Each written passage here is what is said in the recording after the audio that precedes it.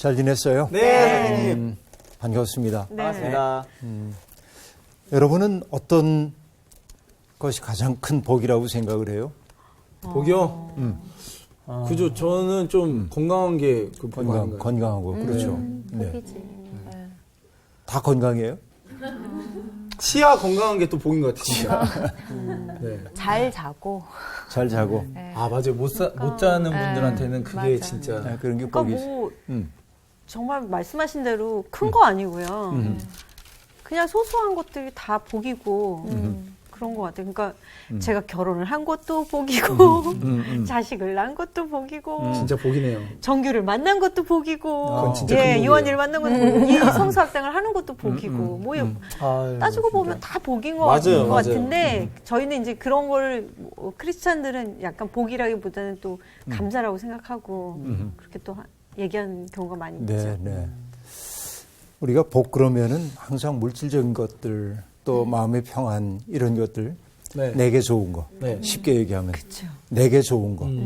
그러니까 인간 관계에서도 내가 저 사람 만난 게 내 복이야 하고 얘기할 때 악연 보고 저 사람 내게 복이야 이렇게 얘기하기는 좀 어려워요. 안 하죠. 그렇죠. 그렇죠.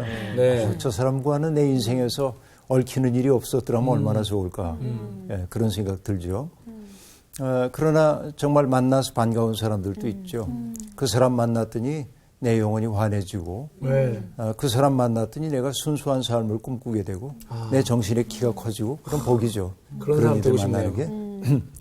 그런 일을 만나기도 해야 되겠지만 내가. 나 또한 누군가에게 그런 존재가 돼야 맞아요. 될 텐데 네. 여러분 성경이 얘기하고 있는 진짜 복이라고 하는 것은 내게 좋은 것이라기보다는 단적으로 얘기할 수는 없지만 물론 성경도 우리에게 하나님이 주신 복에 대한 이야기가 많이 있습니다. 네. 물질적으로도 넉넉하게 지내는 거, 뭐 무병장수한 거 이런 것들 복이죠. 그러나 가장 깊은 복이 하나님의 마음을 깨닫고 살아가는 것. 나의 삶을 통해서 하나님의 뜻을 이 땅 위에서 수행하는 것. 네. 그렇죠. 다시 얘기해서 내 삶이 하나님의 뜻에 대한 성육신이 되도록 사는 것. 네. 그렇죠. 말씀이 육신이 되어 우리 가운데 거하심에. 네. 그렇죠. 요한복음이 그렇게 얘기하죠. 네. 말씀이 육신이 되었다고 얘기하는데 이것은 예수 그리스도의 성육신의 신비를 보여주지만 성육신이라고 하는 그 사건이 우리에게 요구하고 있는 것은 뭐냐면 우리도 하나님의 말씀에 육체를 입히는 삶을 살아야 하는 거죠. 네. 육체를 입힌다는 건 결국 뭐예요? 그것을 그대로 살아내는 네. 이겠죠. 맞아요. 때때로 생각해 보면 내가 받은 복이 결국은 그 복이구나. 내가 하나님의 말씀을 전하고 또 잘 되지는 않지만 네. 일상 속에서 하나님의 말씀대로 살려고 애쓰는 네. 그 과정 자체가 내겐 복이구나 네. 생각하죠. 근데 그걸 복으로 인식하는 순간 내게 부족하던 것들이 그렇게 아프게 느껴지질 않아요. 네. 네. 그렇죠.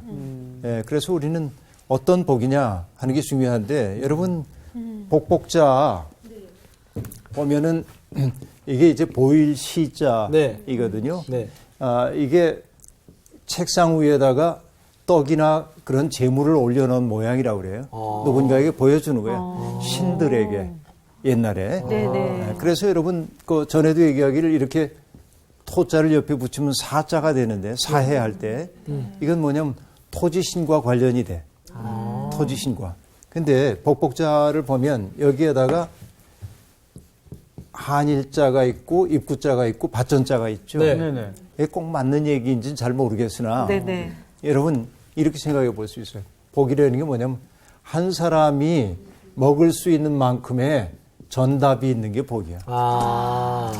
일용할 양식이죠. 일용할 양식이죠. 일용할 양식. 네. 근데 우리는 일용할 양식 정도 가지고는 복이 아니라고 만족을 생각하죠. 넘쳐야죠. 천일? 아니 만입은 먹여야지. 그렇죠. 그래서 우리가 예수님이 기도를 가르쳐 주실 때도 우리에게 일용할 양식을 주옵시고라고 얘기했는데 네. 그것은 제자들에게 가르쳐 준 기도였죠. 네. 제자들은 어땠습니까? 너희들 전도 여행 나갈 때 두벌옷도 가지고 가지 말고 맞아요. 전대도 차지 말고 네. 무일푼으로 가라는 거죠. 네. 그러니까 어떻게 누군가의 호의에 의지에 살 수밖에 없죠. 오늘 내가 양식을 먹을 수 있을지 없을지 몰라. 네. 그렇죠. 그런 상황입니다. 그러니까 항상 빌어서 먹을 수밖에 없어. 예. 그래서 여러분 마틴 루터도 우리는 거지라고 얘기했어요. 우리는 거지야. 왜? 빌어서 먹을 수밖에 없대. 네. 하나님께 기도해서. 루터가 했던 얘기인데 기가 막힌 얘기입니다. 그렇죠. 이런 복. 그러면 여러분 따지고 보면 우린 이미 복을 받았고, 그렇죠. 그렇죠? 복에 초대받고 있고 언제나. 근데 언제나 복을 주시옵소서 맨날 이러고만 있어요. 그렇죠. 이미 주어졌는데 만족하지 못하고. 중요한 것은 누릴 줄 아는 거예요. 맞아요. 네. 내게 이미 주어져 있는 것을 누릴 줄 아는 것들. 네. 여러분 우리가 잠언 배우는 것도 어떻게 하면 누릴 수 있을까 이런 거 배우는 거거든요. 네. 오늘 성경 말씀은 잠언 3장 13절부터 20절까지를 공부해 보겠습니다. 네. 오늘 수업 잠언 8강 지혜에 대한 창가. 오늘은 요한 씨하고 정규 씨가 좀 읽어주세요. 네. 네. 지혜를 얻은 자와 명철을 얻은 자는 복이 있나니 이는 지혜를 얻는 것이 은을 얻는 것보다 낫고 그 이익이 정금보다 나음이니라. 지혜는 진주보다 귀하니 내가 사모하는 모든 것으로도 이에 비교할 수 없도다. 그의 오른손에는 장수가 있고 그의 왼손에는 부귀가 있나니 그 길은 즐거운 길이요 그의 지름길은 다 평강이니라. 지혜는 그 얻은 자에게 생명나무라.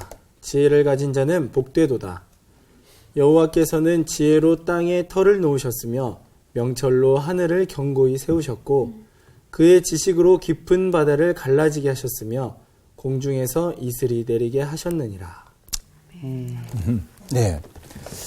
여러분 여기 이제 우리가 지혜에 대한 이야기를 보고 있는데 네.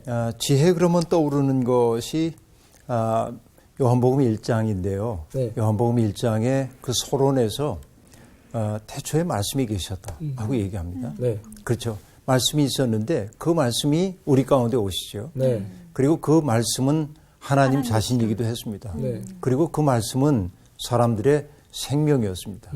그리고 그 말씀은 사람들을 비추는 빛이었습니다. 네. 자, 이 말씀이요. 어디에서 어디까지냐면 말씀이 있었고 그렇죠? 이것이 사람들에게 생명이었고 그 생명이 빛이었어요. 여러분 말씀과 생명과 빛의 삼위일체입니다. 어떻게 보면 여러분 내가 누군가를 볼 수 있는 것은 내가 정규 씨를 바라볼 수 있는 것은 눈이 있기 때문이라고 생각하죠. 네. 물론 눈도 있어야 합니다. 네. 그러나 눈만 있다고 정규 씨를 바라볼 수는 없습니다. 그렇죠. 어떻게 해야 되죠? 빛이 있어야 돼. 빛이 있어야 돼요. 네. 그렇죠. 빛이 없으면 바라볼 수가 없어요. 맞아요. 그렇죠. 그러니까 내 속에 빛이 있을 때 나는 누군가 어떤 대상들을 제대로 바라볼 수가 있어요. 네. 근데 여러분 살다 보면 우리의 내면 속에 빛이 사라질 때가 있습니다. 어둠이 가득 차 있을 때가 네. 있습니다. 대개 우리 내면 속에 하나님이 심어주셨던 빛이 어두워지는 까닭은 무엇 때문일까요? 죄 때문에. 네, 죄 때문이고요. 과도한 욕망 때문에 그렇습니다. 네. 여러분 과도한 욕망이라고 하는 게 욕망은 뭐 없이 살 수는 없죠. 모든 사람이 항상 이 과도한 것이 과한 게 문제야. 문제입니다. 넘치는 것이 그렇죠.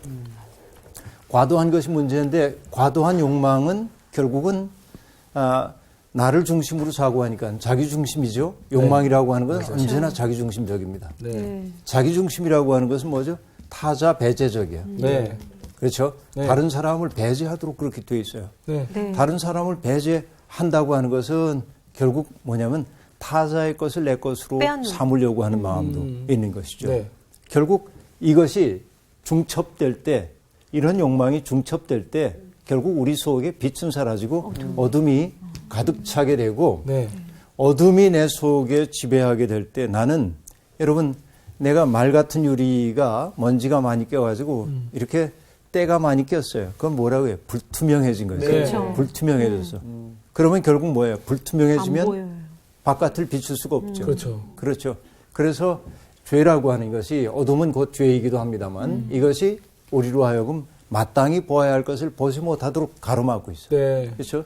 인간은 본래 말씀과 생명과 빛의 삼위일체 속에 살아가도록 되어 있는데 이게 다 이것 때문에 무너지고 네. 그 때문에 우리들이 결국은 타자를 비추지도 못하고 하나님의 현존을 드러내지도 못하는 그런 인생을 살고 있었다는 거죠. 네. 그래서 중요한 것은 뭐냐면 정말 복 있는 삶이라고 하는 것이 이 과정을 뒤로 돌려야 돼. 여기로 가기 위해서는 어떻게 돼야 되죠? 어둠을 없애야 돼. 자, 여러분 옛날에 그 비틀즈의 멤버 가운데 네. 그 누구죠? 죽은 존 레논. 존 레논. 네. 존 레논. 내 아내가 일본 분. 네. 네. 그분이 그 아티스트거든요. 네, 맞아요. 그분의 작품 가운데 어떤 걸 봤는데요. 프랑스에서 본 것 같아. 대포가 날아가지고선 건물을 타격하고 이게 쾅 터져가지고 다 부서지고 그 모양을 먼저 보여줘요. 그리고는 이 필름을 뒤로 돌리는 거예요. 부서졌던 것이 넘어졌던 것이 다 세워지고 그리고 포탄이 날아가고 그렇죠. 그가 우리에게 보여주고 싶었던 건 뭐냐면 세상이 이렇게 망가져 버리고 말았는데 이것을 뒤로 감아서 그렇죠. 새롭게 출발선상으로 가고 싶다는 뜻인 것 같아요. 그렇죠. 그것처럼 여러분 죄와 어둠으로 불투명해졌고 하나님의 현존을 드러낼 수 없었던 우리가 여기에 당도하기 위해서는 뭐냐면 타자 배제하던 삶에서 타자를 내 삶 속에 아주 중요하게 받아들이는 연민의 마음 회복해야 되고 네. 자기 중심의 삶에서부터 벗어나서 타자 중심의 사고를 하기 시작해야 하고 네. 여러분 물론 타자 중심의 사고는 난 저 사람을 위해서 할 거야. 내가 의지한다고 되지 않고요. 하나님의 영이 우리 속에 들어올 때 자연스럽게 가능해져. 네. 그렇죠?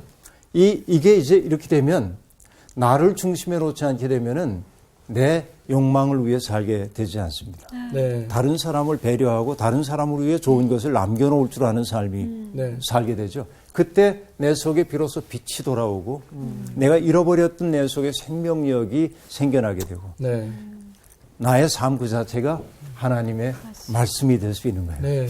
그렇죠? 이런 과정이라고 볼 수 있습니다. 자, 그래서요. 오늘 본문이 얘기하고 있어요. 13절 보면요. 지혜를 얻은 자와 명철을 얻은 자는 복이 있나니 이는 지혜를 얻는 것이 은을 얻는 것보다 낫고 네. 그 이익이 정금보다 나음이니라 하고 말합니다. 여기서 말하는 복이라고 하는 것은요. 보통 구약 성서에서 복은 바라크라고 하는 단어인데 네. 그것은 가능성, 뭔가를 할 수 있는 능력 그런 거예요. 여러분 어떤 분의 글 가운데 이런 내용이 나옵니다. 어느 꽃집에 들어가 보니까 거기에 여러 가지 아름다운 꽃들이 있는 겁니다. 뭐 꽃이지만은 사실은 인간이 좋아하는 내용들이 있는 거죠. 평화, 행복, 뭐 이런 것들, 네. 사랑 네. 이런 것들. 그래서 그걸 달라고 그래요. 평화 주십시오, 사랑 주십시오. 그랬더니 네. 그 가게는요 씨앗을 파는 데지 그 열매를 파는 데가 아니야. 여러분 이게 인생에 대한 비유입니다. 그렇죠. 하나님이 우리에게 주시는 그 은총, 복이라고 하는 것도 네. 때때로 가능성으로 주어지는 거지 완제품으로 우리에게 주어지는 것 아닙니다. 그러니까 하나님은 우리에게 평화의 가능성 주시고요. 네. 사랑의 가능성, 행복의 가능성을 주셔요. 그렇게 할 수 있는 능력을 우리에게 주셔요. 네. 문제는 뭐냐? 사람들은 완제품을 원한다는 거죠. 내가 노력하지 않아도 얻을 수 있는 거. 그냥 그분이 다 만들어서 주셨으면 좋겠어. 근데 여러분 보세요. 출애굽기를 보더라도 하나님이 애굽에서 고통받고 있는 사람들을 구해내시는데 네. 어떡하죠? 싹 들어가지고 옮겨주지 않죠. 네. 광야 거쳐야 하거든요. 맞아요. 그래서 광야를 거치는 동안 그들은 자기들의 무능력과 직면해야 하고 하나님의 은총 없이는 살 수 없는 존재인 것을 경험해가는 거죠. 네. 근데 끝끝내 어쨌든 가나안 땅에 그 후손들이 이루게 되는 것을 알 수 있어요. 하나님의 복은 산출력으로 다가옵니다. 그런데 여기에서 얘기하고 있는 그 복은 그런 산출력 혹은 가능성이라기보다는 어떤 사람이 가장 이상적인 사람다운 삶을 살게 된다는 것을 뜻합니다. 네. 여러분 신학자 가운데 한스 퀸이라고 하는 신학자가 있습니다. 네. 독일 신학자이죠. 근데 그 신학자가 왜 그리스도인인가 그런 책을 썼어요. 큰 책이에요. 네. 나는 왜 다른 종교인도 아니고 왜 그리스도인인가 이렇게 물으면서 시작됩니다. 네. 큰 책이에요. 네. 큰 책의 결론이 뭔지 아세요? 뭐예요? 왜 그리스도인일까? 결론은 참으로 인간이고자. 그렇게 얘기합니다. 참으로 인간이고자. 다시 얘기하면 내가 그리스도인 되는 것은 참다운 사람이 되기 위한 거예요. 네. 이게 이제 중요한 겁니다. 네. 그래서 금방 얘기한 대로 지혜와 명철을 얻은 사람이 얻는 복은 어떤 복이냐면 참 사람이 되는 복이에요. 참사람. 그렇죠? 여러분 사람들마다 그 행복한 삶에 대한 생각이 다르거든요. 네. 맹자는요 군자에게 3가지 즐거움이 있다고 얘기를 합니다. 네. 이게 혹시 뭔지 아세요? 군자 삼락이라고 얘기하는데. 군자요? 하계 시스지면 불역열화 그건가? 그건 아니고, 예. 그 이제 또 공자님이 뭔지 한 모르겠는데. 자, 군자동 쪽에 살잖아요. 죄송합니다. 뭐냐면 부모 구전, 형제 무고. 자, 부모님이 다 살아계시고, 네. 형제들에게 별탈이 없는 게 즐거움이에요. 첫째는. 그 다음에 두 번째는 뭐냐면 앙불개어 천 그렇게 말하는데 앙 신앙할 때 앙자에 우러른다 네. 하는 얘기. 하늘을 불개어 천 하늘을 우러러 부끄러움이 없고. 이거 윤동주 시인의. 그렇죠. 윤동주 시인의 시구예요. 그 다음에 보부작 어인 그렇게 얘기하는데 보부작 어인이라는 건 뭐냐면 뭐냐. 부는 굽히다 그런 뜻이야. 네. 굽혀 사람에게 부끄러움이 없는 거. 이게 이제 두 번째 즐거움이에요. 네. 그러니까 하늘을 우러러도 부끄러움이 없고 네. 사람들에게도 부끄러움이 없고. 여러분 안타깝게도 우리 사회에서는 좀 죄를 지은 사람들마다 자기의 무지함을 얘기하기에 하늘을 우러러 한 점 부끄러움이 없다고 얘기하는데 참 TV에 나오시는 분들은 그 말을 다 하시는 것 말을 같아요. 참 좋아하죠. 윤동주 시인이 하늘에서 얼마나 쓸쓸하실까 이런 생각이. 내가 이 말을 왜 만들었나 하실 거예요. 네, 그건 사실 여기서 나온 말이라고 볼 수 있죠. 그러니까 하늘을 우러러 부끄러움이 없고 네. 또 굽혀 인간에게 부끄러움이 없는 상태가 군자의 낙이다. 네. 그렇죠. 그 다음에 뭐냐면 세 번째가 득천하영재. 세상에서 영재를 얻어서 영재 아주 뛰어난 재능 있는 사람을 얻어가지고 이 교육지라 하고 말해요. 그리고 그를 교육시키는 것이 즐거움이다. 이게 이제 군자의 3가지 즐거움이랍니다. 네. 그렇죠. 이런 즐거움이 있어요. 그런데 여러분 그 동양 사람들은 그렇게 얘기했는데 서양 사람들도 행복을 얘기할 때 비슷한 방식으로 얘기하기도 합니다. 네. 여러분 플루타르코스 영웅전 이야기 들어봤죠? 들어보고 싶어요. 거기에 등장하는 솔론 편에 보면 네. 재미나는 얘기가 나옵니다. 로디아의 임금인 크로이소스라고 하는 임금이 네. 굉장히 부유해요. 이 사람이. 그 로디아에 금이 많이 나거든요. 네. 그래서 지금도 로디아의 유적을 보면 아주 어마어마한 그 무덤들이 있고 부장품도 많을 거예요. 네. 금이 많이 나는 거예요. 부유한 크로이소스가 세상에서 자기가 제일 행복한 사람이라고 생각했습니다. 네. 근데 어느 날 그리스의 아주 뛰어난 학자였던 솔론이라고 하는 사람이 찾아와요. 그래서 자기를 자랑하고 싶어요. 선생, 세상 도처를 다녀보셨을 텐데 세상에서 제일 행복한 사람이 누굽니까? 이렇게 물어요. 그리고 기대했던 답은 뭐냐면 나죠. 임금님이십니다. 이렇게 그렇죠. 얘기하기를 이제 원했던 것이죠. 네. 그런데 물론 이제 질문을 하기 전에 자기의 영화로움을 다 보여준 거지. 왕국의 그 아름다운 거, 뭐 웅장한 거 다 보여준 다음에 이제 물었어요. 그러자 솔론이 얘기합니다. 사람은 죽기 전까지는 어떤 사람이 행복한지 말할 수가 없대. 기대했던 답이 안 나왔어요. 네. 그래도 좀 꼽아봐라. 없냐? 이렇게 얘기하자 솔론이 얘기합니다. 제 동료 시민인 텔루스라고 하는 사람이 있습니다. 무명이야, 이 사람은. 네. 텔루스라는 사람이 있어요. 그런데 그 사람이 제일 행복합니다. 실망했죠. 왜? 그랬더니 이렇게 얘기합니다. 그는 정직한 사람이라는 것이 입증되었습니다. 평생 사는 동안 정직한 사람이 이미 입증됐어. 둘째로 그는 명망 있는 아들을 남겼습니다. 아주 그 사람들에게 존경받는 아들을 남겼어요. 셋째, 그는 조국을 위해 헌신했습니다. 이게 행복이래. 네. 그러니까 여러분 크로이소스 왕이 생각하는 행복과 다르죠. 솔론이 얘기하는 행복이 다르죠. 네. 솔론의 행복 속에는 어떤 것들이 있습니까? 공적 책임이 있어요. 네. 그렇죠. 네.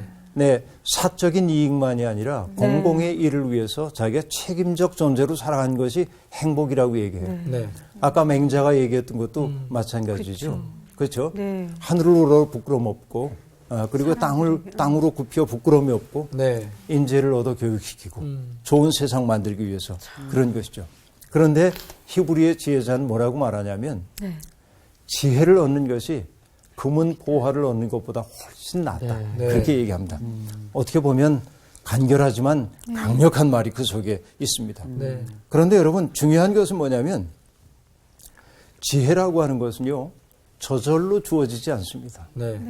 여러분 예수님의 하나님 나라 비유 가운데도 어떤 말들이 나오죠.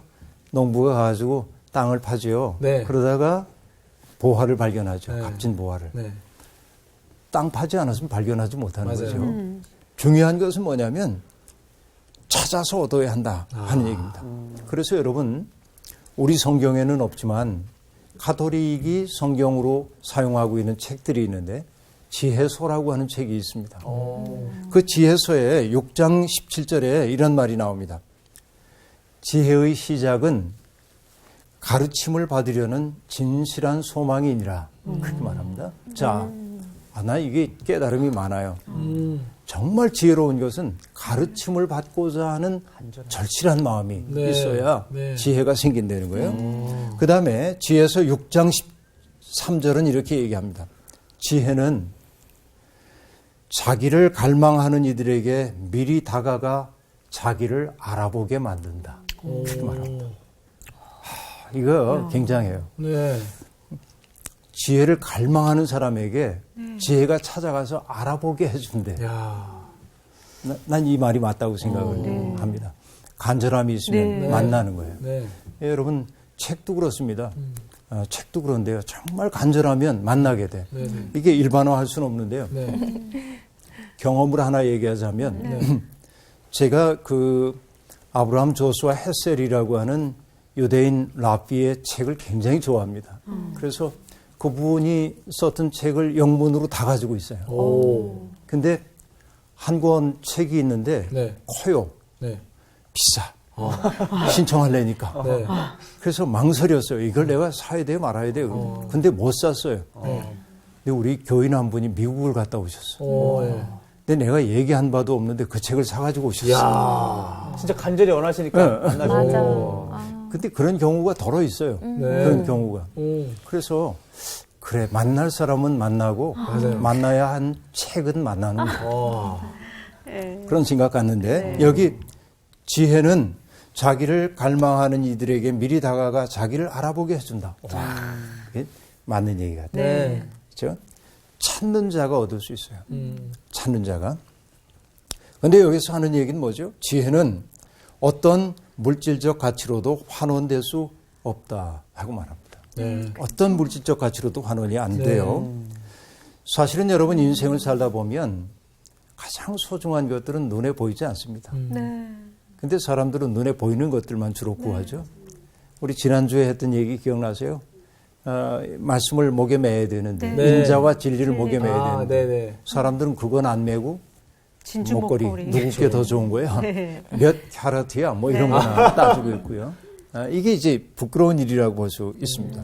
근데 여러분 결국은 지혜를 가진 사람들은 어떤 눈이 열려지는 거예요? 여러분 하나님이 만드신 세상이 눈에 보이기 시작하는 거예요. 네. 이게 여러분 제 선배 목사님 시인인 선배 목사님이 시를 썼는데 어떤 시냐면 자동차 타이어 네.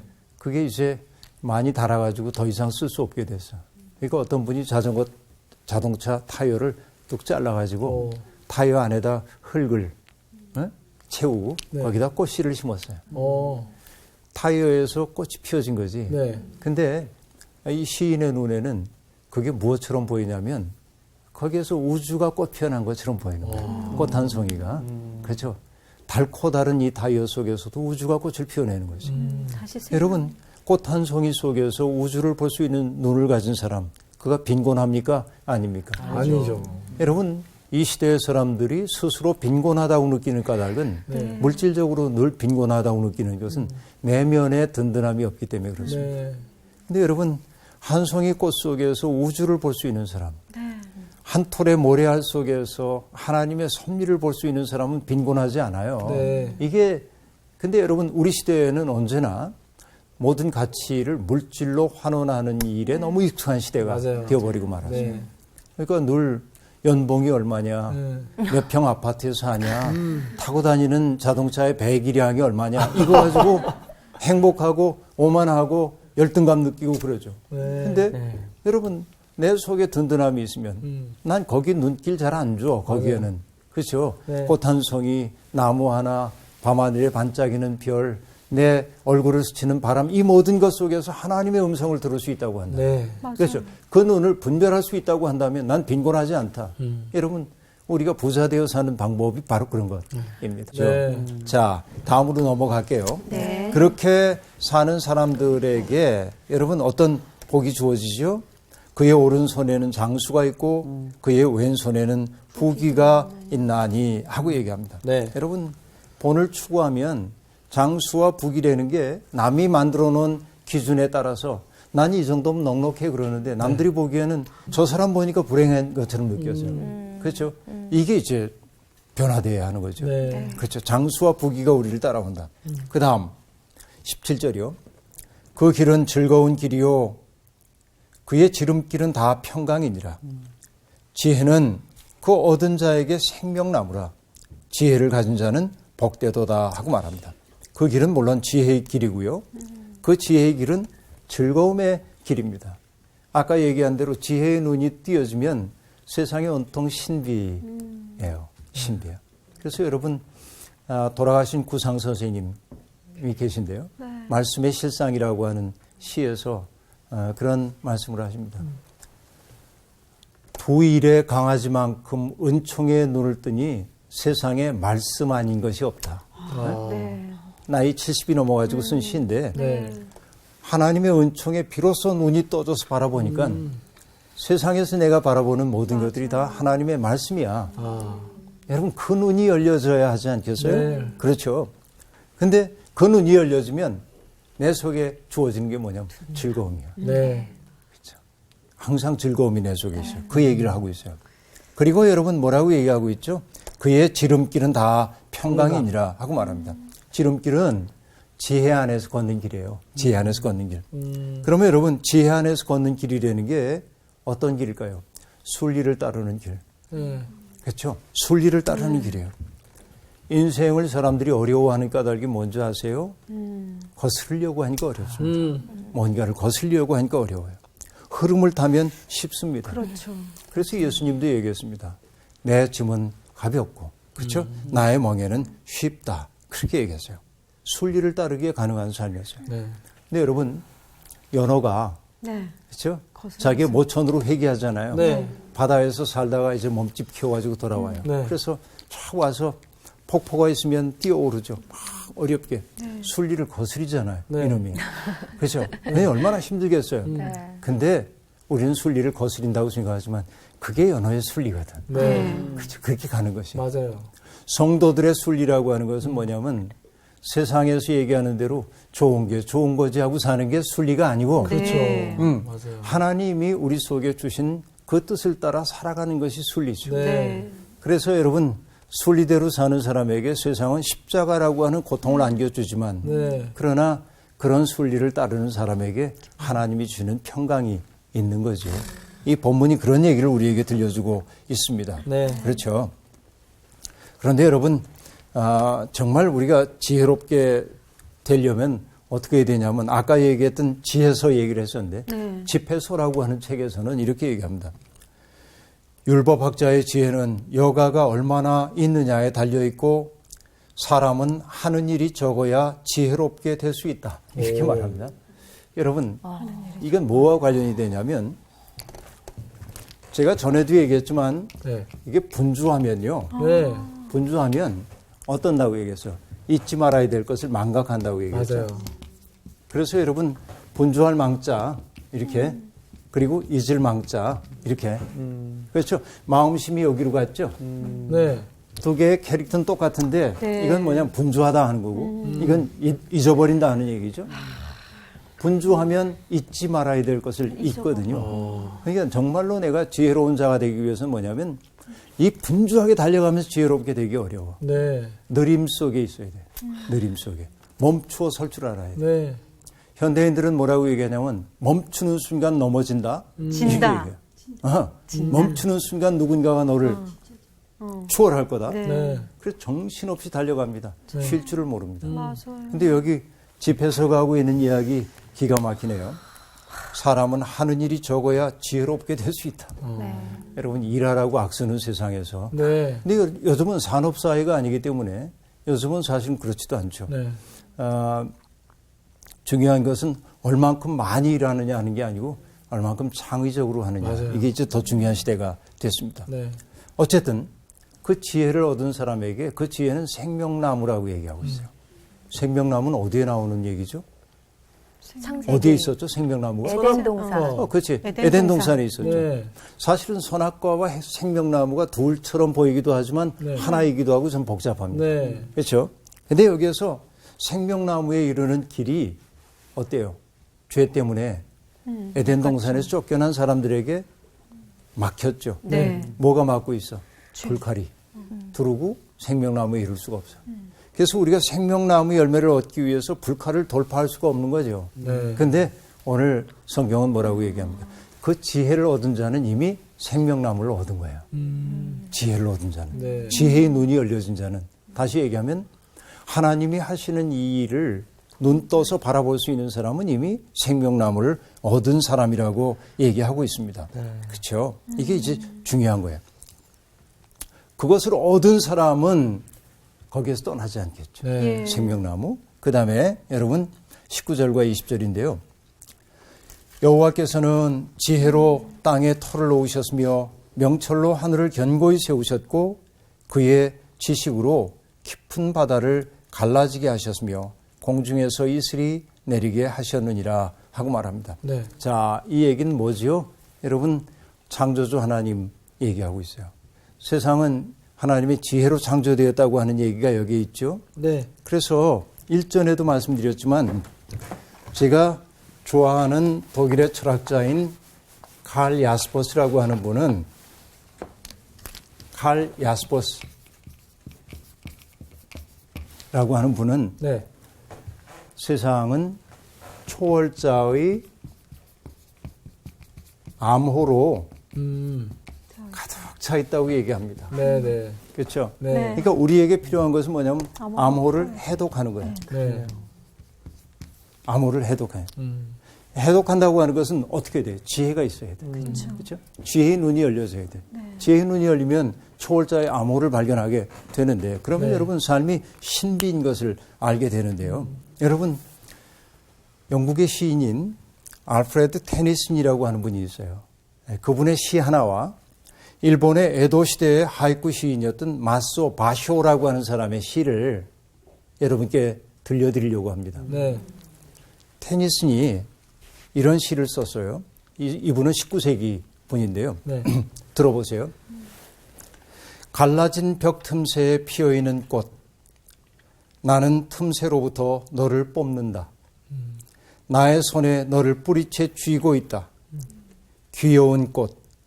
그러나 만일 내가 어떠한 것인지 너의 전부를 알 수 있다면 신과 인간이 어떤 존재인가를 알 수 있으련만. 이렇게 얘기합니다. 자, 상황을 생각해 보세요. 네. 갈라진 벽이 있어. 네. 거기에 씨앗이 떨어져 가지고 이제 흙도 날아와 가지고 뿌리를 내릴 수 있게 되고 네. 물도 공급되고 그래서 꽃이 이제 피었어요. 그래서 시인은 그것을 뽑고 손에 듭니다. 그리고 참 예쁘다 이렇게 느꼈어요. 그리고 이렇게 얘기합니다. 만일 내가 어떠한 것인지를 내가 전부 다 알 수 있다고 한다면 나는 신이 어떤 존재인지 인간이 어떤 존재인지 알 수 있을 텐데 신비하잖아요. 꽃을 알 수 있으면 인간과 신을 알 수 있대. 네. 이게 초월자의 암호 해독이죠. 네. 테니슨의 시입니다. 그런데 여러분 바쇼라고 하는 에도 시대의 시인 그분의 시를 읽어드릴게요. 네. 하이쿠는 17자로 되어 있는 시예요. 글자 수로. 그런데 우리말로 번역되어 있어서 17자인지 모르겠는데 17자로 번역을 해놨네요. 자, 네. 자세히 보니 냉이꽃 피어있는 담이었구나. 이겁니다. 자세히 보니 냉이꽃 피어있는 담이었구나. 여러분 아무것도 아닌 것 같아. 그렇죠? 근데 이게 하이쿠의 아주 미묘한 맛입니다. 자, 아까 얘기했던 여러분 그 알프레드 테니슨의 시는 꽃을 어떻게 했죠? 뽑았어. 네. 그렇죠. 그리고 들여다보고 분석하려고 그럽니다. 너를 안다면 네. 내가 하나님도 알고 인간도 알 수 네. 있을 텐데. 근데 이 바쇼는 어떻게 하고 있어요? 봤어요. 뽑지 않습니다. 네. 그냥 바라봐요. 네. 그냥 사물을 있는 그대로 바라봅니다. 네. 근데 그 속에서 사실은 모든 걸 다 아는 거지. 이미. 여러분 이것이 에릭 프롬이라고 하는 사회심리학자가 이 두 가지의 시를 비교해 놓고 있습니다. 서양적 사고와 동양적 사고의 차이를 얘기해요. 서양적 사고는 분석적 사고. 그렇죠. 꽃을 보고 분석하고 네. 그래서 이걸 이해하면 내가 다른 것도 알 수 있을 텐데 동양적 사고는 뭐야? 종합적 사고. 그냥 담벼락에 피어있는 꽃을 내가 보고 있는 거야. 네. 그 자체로 우주를 이해하는 거지. 이게 굉장히 심오한 세계. 여러분 짧은 글자에. 짧은 글자인데, 그렇죠. 아주 대조적인 것을 우리들이 알 수 있습니다. 여러분 어떤 얘기를 하려고 하냐면 우리가 무심코 살고 있는 땅, 그리고 우리가 무심코 바라보고 있는 하늘, 그리고 바다에서 파도가 철썩철썩 치는 이런 일들을 보면서 여러분 그 속에서 하나님의 지혜를 볼 수 있다고 한다면 네. 그렇죠. 정말 우리는 빈곤하지 않아요. 정진규라고 하는 시인이 계신데요. 그 시인이 19절 가운데 그런 얘기 있어요. 바다가 수만 년 동안 수억 년 동안 저렇게 싱싱하고 푸르게 유지되는 까닭은 뭐냐면 앞물결이 뒷물결에게 자리를 내주기 때문이래. 맞아요? 그죠? 네. 쫙 갔는데 얘가 딱 버티고 난 안 비켜날 거야. 그러면 바다는 죽을 수밖에 없어요. 네. 근데 어떻게 해야 돼? 앞물결이 뒷물결에게 자리를 내주고, 그죠? 그런 이치인 거죠. 네. 그러니까 여러분, 시인이라고 하는 사람들은 숨겨져 있는 영혼의 계기들을 보아낼 줄 아는 사람들인 거죠. 네. 근데 여러분, 결국은 지혜의 마음을 얻은 사람은 그 바다를 보아도 산을 보아도 하늘을 보아도 땅을 보아도 그 속에 하나님의 숨결이 있는 거야. 네. 그래서 여러분 앞에서 얘기했던 내 선배 시인이고 목사님이라고 하는 분은 숲에 산책하러 갈 때도 경전을 읽으러 간다고 얘기합니다.